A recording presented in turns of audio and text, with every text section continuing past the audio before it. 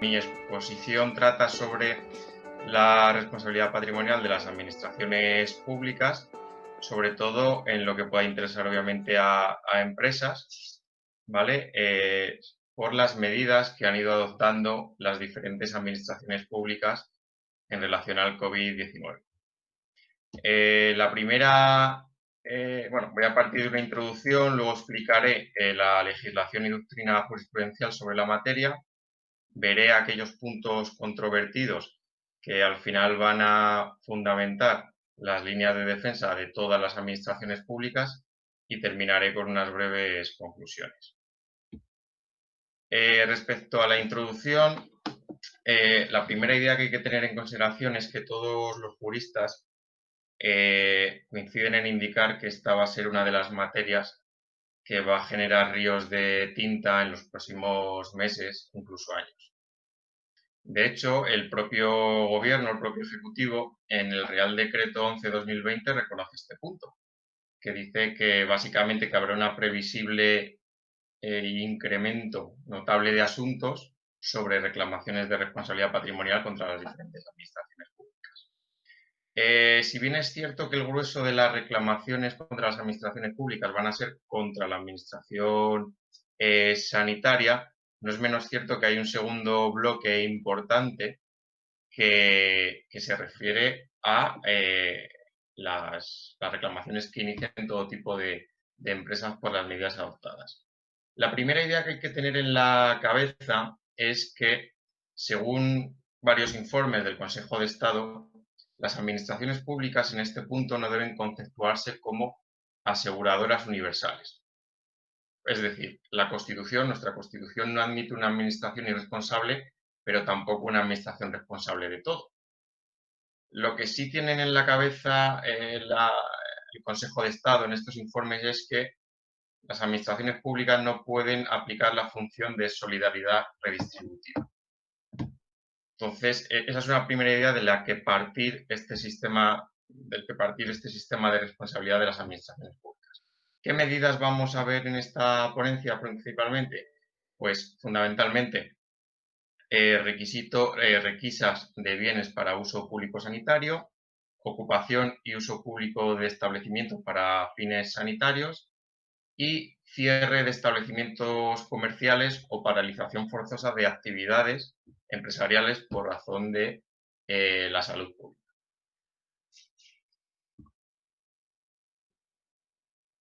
Vale. En primer lugar, los artículos esenciales, todo el régimen de responsabilidad del conjunto de las administraciones públicas se vertebran en el artículo 206.2 de la Constitución española, artículo 32 a 37 de la Ley 40/2015, la Ley 39/2015, que básicamente regula el procedimiento para reclamar a las administraciones públicas, y particularmente es necesario resaltar el artículo 3.2 de la Ley Orgánica 4/1981, que es la de los estados de alarma, excepción y sitio, y que básicamente establece que todas las administraciones públicas durante el estado de alarma se hayan sometidas al principio de responsabilidad. En consecuencia, las administraciones públicas deberán indemnizar aquellos perjuicios que sufran de forma directa las personas en sus derechos, bienes y en los términos dispuestos en las leyes. Básicamente, lo que hace este artículo es remitir al régimen general de responsabilidad de las administraciones públicas para los supuestos de estar bajo el estado de alarma, como es el presente caso. ¿A qué legislación nos remitimos? Pues básicamente la ley de expropiación forzosa y al régimen jurídico general de responsabilidad de las administraciones públicas. En este punto de toda esta legislación, que bueno, básicamente lo que hace es establecer el principio de responsabilidad de las administraciones públicas, yo me centraría en un artículo, que es el 33 de la Ley 14/2015, que establece un principio de corresponsabilidad. Es decir, si hay varias administraciones que de forma conjunta producen un daño, habrá que repartir esa responsabilidad y la posible indemnización por daños y perjuicios en función de qué criterios: de la competencia, del interés público tutelado o de la intensidad de la intervención. Si conforme a estos criterios no se puede repartir dicha responsabilidad, la responsabilidad será solidaria entre ambas administraciones. Imaginemos el caso de una actuación llevada a cabo por el Gobierno de la Nación en colaboración o cooperación con una comunidad autónoma. Pues eso imagino que será uno de los supuestos típicos que se den en la práctica. En base a todos estos artículos se ha establecido una serie de criterios o requisitos jurisprudenciales que, si concurren, se dará la responsabilidad de las administraciones públicas, y que básicamente son 5. Primero, debe concurrir un hecho imputable a la administración, bastando con acreditar que el daño se ha producido en el desarrollo de una actividad cuya titularidad corresponde a un ente público. Debe existir un daño calificado como antijurídico, entendido como un detrimento patrimonial injustificado, respecto del cual el perjudicado no tiene el deber jurídico de soportar. El daño o perjuicio patrimonial debe ser real, no basado en meras esperanzas o conjeturas, tiene que ser evaluable económicamente, efectivo e individualizado, en relación con un grupo de personas o una persona. Tiene que existir una relación de causalidad entre el hecho que se imputa a la Administración, y esta relación de causalidad tiene que derivar de un funcionamiento anormal del servicio público en cuestión.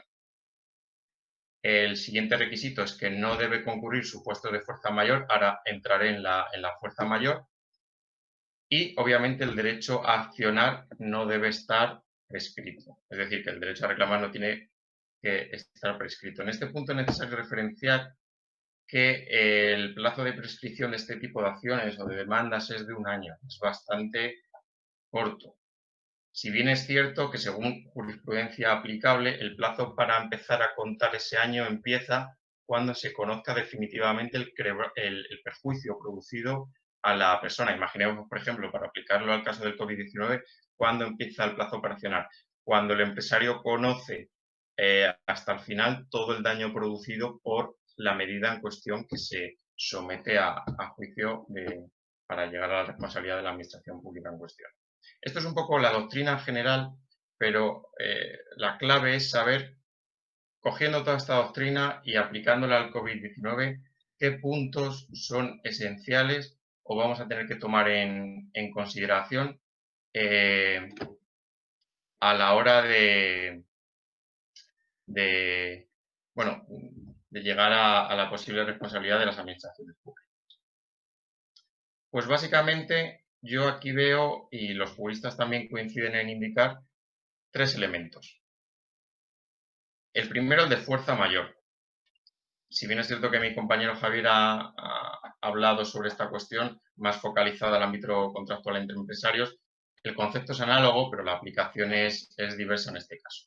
¿Qué se entiende por fuerza mayor o qué ha entendido la jurisprudencia sobre fuerza mayor en el caso en la responsabilidad de las administraciones? Pues tiene que ser un suceso imprevisible, irresistible, insólito y de efectos inevitables, por lo que se excluye cualquier tipo de responsabilidad de la Administración. En otras palabras, es algo que escapa a la esfera de control de las administraciones públicas.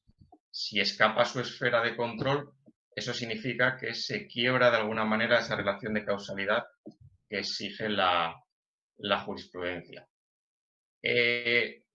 La crisis sanitaria del COVID-19, en términos generales y abstractos, puede considerarse como un supuesto de fuerza mayor. ¿Y por qué digo esto sin existir todavía pronunciamientos judiciales sobre la cuestión? Pues por analogía a otros pronunciamientos judiciales. Y en concreto, uno muy análogo es la crisis de controladores aéreos que tuvimos en el año 2010. Respecto a esta cuestión, simplemente por recordar, los controladores aéreos abandonaron su puesto de trabajo, el gobierno decretó el estado de alarma y decretó el cierre del espacio aéreo. Obviamente hubo un perjuicio a muchas empresas por esa medida de cierre del espacio aéreo. En este supuesto en cuestión, la Audiencia Nacional llegó a la conclusión de que concurría un supuesto de fuerza mayor, con lo cual no existía responsabilidad patrimonial del Estado. Sin embargo, hay que tener en consideración que, aparte de este supuesto aislado, el hecho de que el COVID-19 entrañe un supuesto de fuerza mayor no significa en modo alguno una eliminación total de responsabilidad del conjunto de las administraciones públicas producidas a empresarios y profesionales. En este punto, una de las claves que nos vierte la jurisprudencia y que nos dan los principales profesionales sobre la cuestión es analizar en la aplicación de todas esas medidas que han dañado de alguna forma u otra al tejido empresarial, cuáles se podrían haber reducido o cuáles se podrían haber evitado. De todos esos daños, las administraciones públicas, ¿cuáles podrían haberse esos daños evitados o reducidos? Claro, aquí surgen un sinfín de preguntas para poder responder a esa cuestión tan sumamente compleja. Por ejemplo, si la Administración se hubiera adelantado en la adopción de medidas de precaución o hubiera adoptado medidas de precaución más intensas o una combinación de ambas, es decir, actuar antes y de forma más intensa, ¿se habría podido realizar un confinamiento más light, más suavizado, que hubiera evitado o mitigado de alguna manera el daño al tejido empresarial español? En cadena a esta pregunta surge otra. ¿En qué momento tuvo la Administración o el conjunto de las administraciones públicas conocimiento suficiente para poder adoptar medidas de precaución y qué medidas en correlación a ese conocimiento? Porque claro, según va avanzando el conocimiento que tuvimos sobre el COVID-19, las medidas a implantar se iban aumentando correlativamente. Entonces, esas dos preguntas, desde mi punto de vista como jurista y de otros profesionales, van a ser claves para analizar si las administraciones públicas son responsables o no. La pregunta es, ¿cómo respondemos a esas cuestiones? Bueno, yo estoy convencido que los procedimientos judiciales que se van a iniciar en breve o incluso que ya se han iniciado, todo este tipo de cuestiones de alguna forma u otra se resolverán. ¿Y quién tomará el protagonismo en resolver estas cuestiones? Pues yo también estoy convencido que seguramente empezarán a existir en la red pluralidad de informes periciales, tanto de parte como de oficio. Los informes periciales a la postre son informes que hacen expertos en una materia concreta para que el juez, que no tiene por qué tener ese conocimiento experto, pueda resolver una cuestión. Entonces, desde el ámbito sanitario yo estoy convencido que habrá multitud de expertos que hagan informes periciales y que resolverán estas dos cuestiones. ¿Qué medidas pudo haber adoptado qué medidas pudo haber adoptado la Administración y cuándo las pudo haber adoptado? Y en función de eso, si actuó diligentemente o no, para llegar a la última cuestión de si son o no responsables.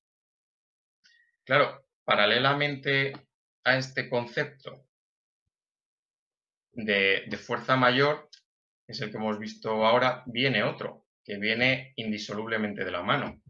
Es el conocimiento de la ciencia o la técnica, también llamado por algunos autores protección de la ignorancia.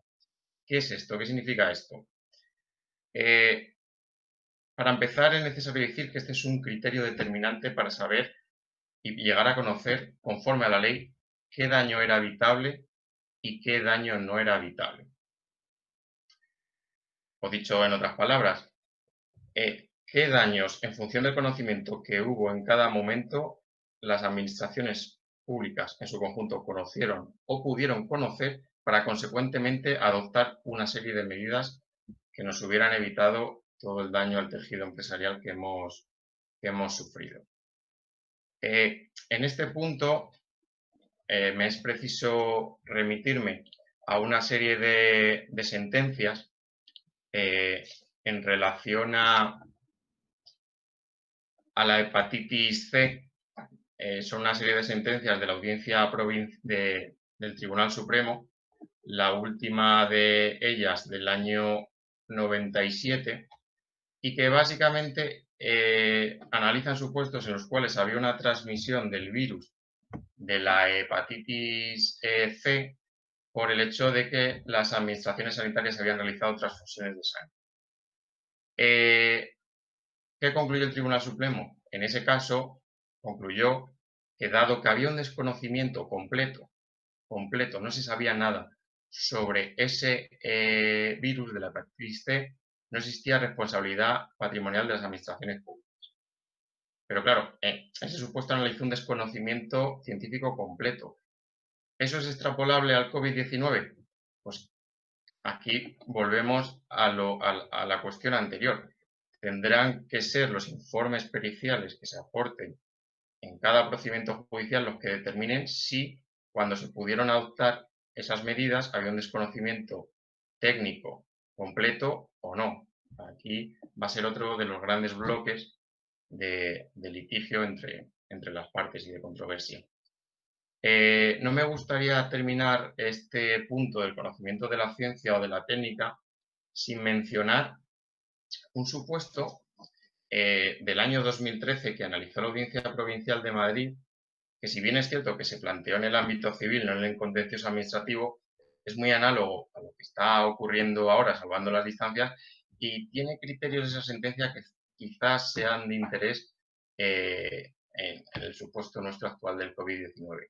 ¿Qué ocurrió en ese supuesto? Pues en ese supuesto una empresa organizó un crucero y bueno, por no adoptar una serie de medidas, el conjunto de la tripulación y de los usuarios se contagió del virus de la gripe A. ¿Qué concluyó la Audiencia Provincial de Madrid en esa sentencia? Al final determina la responsabilidad o no responsabilidad de la empresa organizadora del crucero con base en un único criterio. ¿Qué información había en cada momento por parte de la Organización Mundial de la Salud? Es decir, conocimiento de la Organización Mundial de la Salud y responsabilidad son los dos criterios para saber si al final las administraciones públicas son responsables, es decir, qué va manifestando la Organización Mundial de la Salud sobre la cuestión. Es al final un efecto como que ese conocimiento que va trasladando la Organización Mundial de la Salud vincula a la hora de que las administraciones sean responsables o no. Vale, hasta aquí los dos elementos que todos los juristas coinciden en indicar que pueden ser los más problemáticos. El tercero es el daño individualizado. ¿Qué es el daño individualizado? Pues bueno, según la jurisprudencia, para que exista responsabilidad de las administraciones públicas, es necesario conectar una actitud o una omisión administrativa con un daño específico y especialmente gravoso a un colectivo de perjudicados. Es decir, es necesario que existan unas medidas de sacrificio particular o singular respecto a determinados particulares y no genéricas disposiciones que de una forma u otra pueden afectar al conjunto de todos los ciudadanos o de todos los empresarios. Claro, de esta manera no es suficiente con alegar un daño genérico, abstracto o indirecto. Tiene que ser específico y especialmente gravoso para unos colectivos o personas dentro del daño general que se ha producido al tejido empresarial. Porque, claro, si las administraciones públicas indemnizasen el daño abstracto o genérico que ha producido toda esta situación, esto produce un efecto perverso, que es que los propios ciudadanos, a través del sistema impositivo, estarían auto-indemnizándose. O sea, por eso no es indemnizable todo de forma genérica y abstracta siempre que haya un perjuicio, no. Tiene que salir a la luz unos colectivos o grupos de colectivos que han sufrido especialmente, que hay un plus respecto al resto. Yo he intentado resumir en estos tres elementos los problemas principales que va a haber sobre la cuestión. Está claro que esta es una materia por escribir, está claro que se van a iniciar procedimientos judiciales que van a esclarecer hasta qué punto las administraciones públicas son responsables. Hablo tanto del Gobierno de la Nación como las comunidades autónomas, como entidades locales, obviamente sin entrar en signo político, simplemente afectos meramente técnicos. Pero bueno, está claro que está por ver cómo queda delimitada esa responsabilidad, pero ya hay elementos sobre la mesa para poder llegar a la conclusión que en supuestos muy singularizados y específicos, las administraciones públicas pueden ser responsables y van a ser responsables del daño que se haya producido en supuestos específicos al tejido empresarial español. Con esto, ¿qué conclusión quiero hacer sobre la cuestión? Pues básicamente dos conclusiones muy breves. Primero, que quien entienda que se ha visto de alguna forma perjudicado por la administración acuda a los profesionales para que le informen si en su supuesto en cuestión concurren todos los requisitos para iniciar con cierta viabilidad una demanda reclamando la responsabilidad de las administraciones públicas. ¿Por qué? Y aquí viene el segundo consejo unido al anterior. Los plazos de prescripción son muy cortos y es muy posible que esos plazos de prescripción o que mejor dicho, que las acciones prescriban antes de que existan pronunciamientos judiciales solventes sobre la materia, con lo cual no va a quedar más remedio al conjunto de los empresarios y profesionales que tengan sobre la mesa demandas solventes para interponer este tipo de reclamaciones que las interpongan, para interrumpir el plazo prescriptivo. ¿Por qué? Porque yo he visto muchos supuestos que por algunas razones u otras en este ámbito de responsabilidad de las administraciones públicas se hace un poco dejación de derechos y no se termina de demandar por diferentes cuestiones y es un plazo de prescripción realmente corto. Básicamente esos son los puntos esenciales que yo veo sobre la cuestión y bueno, ahora mismo pues ponerme a disposición para atender cualquier tipo de consulta que me puedan hacer los oyentes. Perfecto, Daniel, muchas gracias por tu intervención. Creo que es muy interesante y además que se van a ir dando casos un poco en función también de cuando empecemos y perdonarme la expresión, a salir a la calle, a empezar a tener una actividad económica algo más habitual, ¿no? Que la que tenemos ahora, que sí es cierto que, bueno, pues todavía sí estamos en esas fases de desescalada y que, bueno, poquito a poco se van a ir dando casos. Una usuaria nos hacía una pregunta, ¿qué baremación a la hora de indemnización a empresarios se debe utilizar o puede utilizarse por la administración pública? ¿Tiene unos baremos? ¿Cómo se va a hacer este tema? Bueno, criterios como tal no hay. Lo que sí yo sé, antes del COVID, lo que se hacía en estos casos para los supuestos de que el perjuicio de la administración en concreto producía un daño económico, se solía acompañar de un informe pericial. Un informe pericial básico que lo que hacía era anudar la concreta medida a qué daño económico concreto ha producido la empresa. Para eso entraban peritos especialistas en peritos económicos que analizaban la situación patrimonial de la empresa y cómo desde la medida ha impactado eso en la empresa. Y al final esos informes periciales o dan una cifra exacta o una horquilla más o menos exacta que son en definitiva lo que al final el juez va a tomar en consideración como experto técnico para decir el daño ha sido 1.000, 2.000, 10.000 o 1.000.000. Eso es lo que normalmente se utiliza. ¿Entendemos como jurisprudencia el tema de hepatitis C?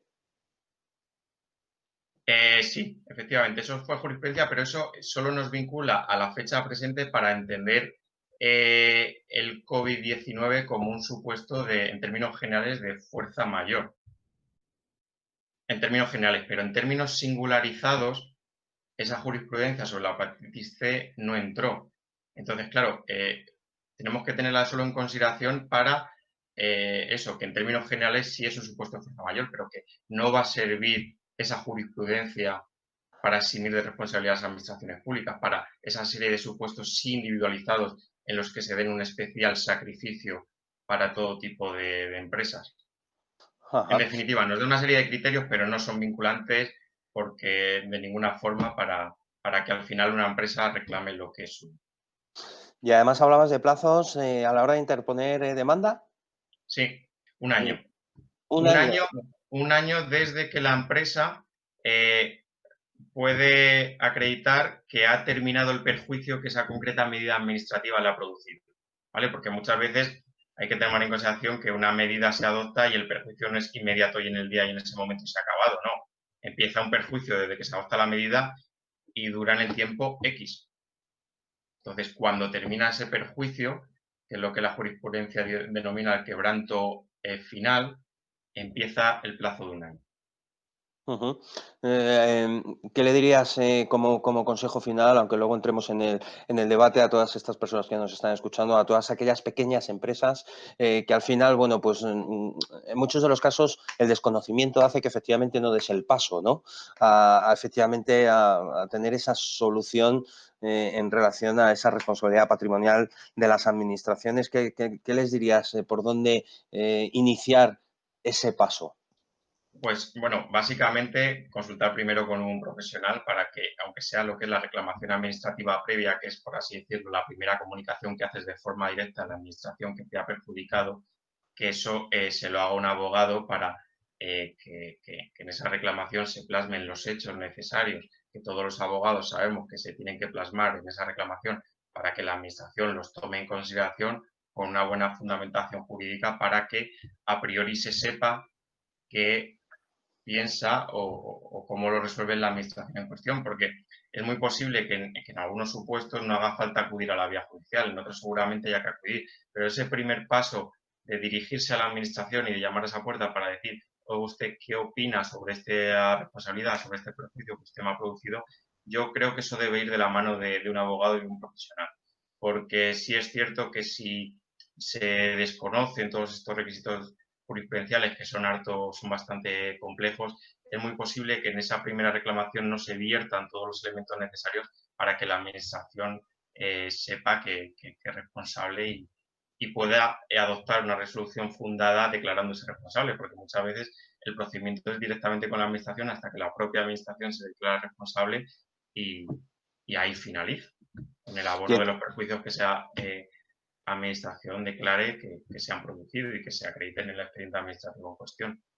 Y en inicio entiendo que como profesionales, una vez que efectivamente viene el emprendedor o el empresario a trasladar un poco toda esa información, habrá que realizar un informe, un peritaje Sí, o sí. algo así, ¿verdad? Nosotros, de hecho, estamos avanzando en ese informe pericial de experto independiente. ¿Qué ocurre? Que todavía falta mucha información y muchos elementos para hacer una pericial fundada, pero yo estoy convencido que a lo largo de estos meses irán saliendo cosas a la luz para formar una pericial solvente que sirva, porque al final seguramente será la misma pericial para la práctica totalidad de los supuestos o para muchos supuestos, que con esa pericial te sirva para iniciar múltiples procedimientos en los cuales haya habido una responsabilidad de la administración.